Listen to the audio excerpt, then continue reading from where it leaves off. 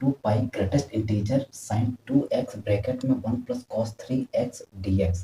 ये 4 ऑप्शन दिए गए हैं, इसमें से पता करना है कौन सा ऑप्शन सही है। तो चलो क्या करते हैं, सॉल्व करते हैं। ठीक, तो हमारे पास क्या है, लेट इसको मान लेते हैं I equal to integration 0 to 2 pi greatest integer sine 2x bracket में 1 प्लस कॉस 3x और dx, यही है। तो चलो सॉल्व कर देते हैं। तो ये देखो प्रॉपर्टीज होता है जो काफ़ी बार यूज करा चुका है, 0 to e fx dx। तो क्या होता है 0 to e f of e minus x dx। ठीक, तो कहने का मतलब ये है x को रिप्लेस कर दो e माइनस एक्स में, जो भी लिमिट दिया होगा। तो इसके लिए क्या करोगे, जो भी x होगा उसको रिप्लेस कर देंगे किसमें, 2 पाई माइनस एक्स। तो चलो प्रॉपर्टीज लगा देते हैं। तो 0 to 2 pi greatest integer sine 2 bracket में 2 पाई माइनस एक्स ब्रैकेट में 1 प्लस कॉस 3 ब्रैकेट में 2 पाई माइनस एक्स dx। बात समझा। चलो तो अब हम यहाँ पे क्या करते हैं, सॉल्व।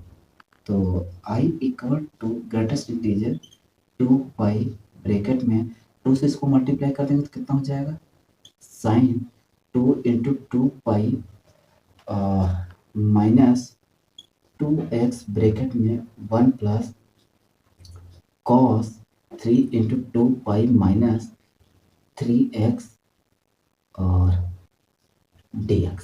बात समझा। चलो तो देखो जब एंगल 360 से वैल्यू ज़्यादा होता है, तो अगर मान लेते हैं थीटा 360 से वैल्यू अगर जब ज़्यादा होता है तो क्या करते हैं, n into 2 pi plus minus theta से डिनोट करते हैं। ठीक, ये सब चीज़ें मैं पढ़ा रखा हूँ, अब यहाँ पर ज़रूरत है। तो इस 2 को क्या करना है, जो ये 2 है इस 2 को भूल जाओ, इसको मानो 2 पाई माइनस थीटा।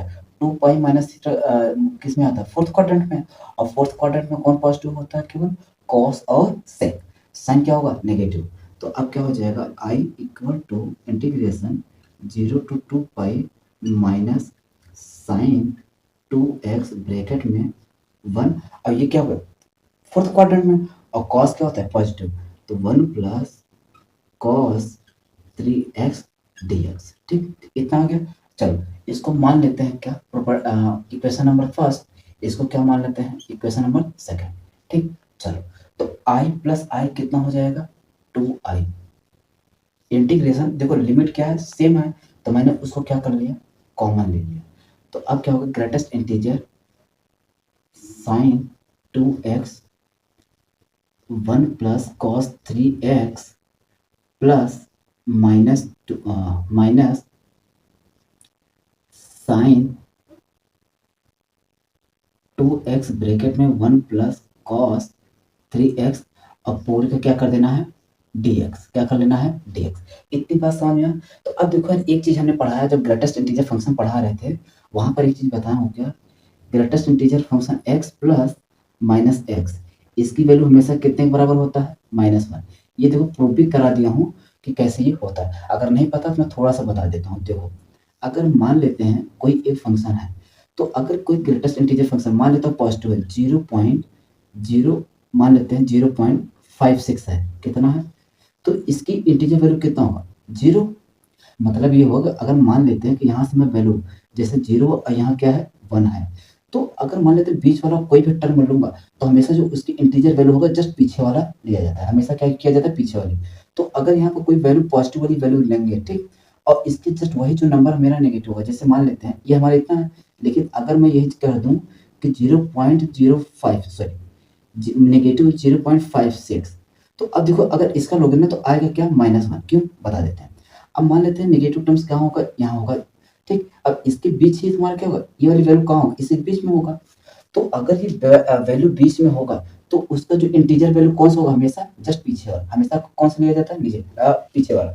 तो अगर यहाँ पे जो भी इंटीजर वैल्यू होगा, अगर वही इंटीजर वैल्यू यहाँ रखोगे तो दोनों में कितना आता है, -1। कितने का आएगा, -1 का। ठीक, तो अगर मेरा यहाँ पर दोनों फंक्शन क्या है, एज इसको समझो, इसको देखो ये वाली वैल्यू और ये वाली वैल्यू क्या सेम है, बस आगे क्या लगा है माइनस, और वही चीज़ है दोनों, दोनों में कोई डिफरेंस है नहीं, तो इसकी वैल्यू कितना हो जाएगा 2i, कितना हो जाएगा भैया 2i।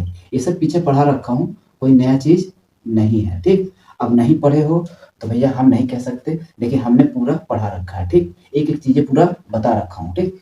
अब यार -1 है, -1 का इंटीग्रेशन क्या होगा, माइनस को बाहर कर दो, 2i equal to minus 0 to 2 pi 1 into D x.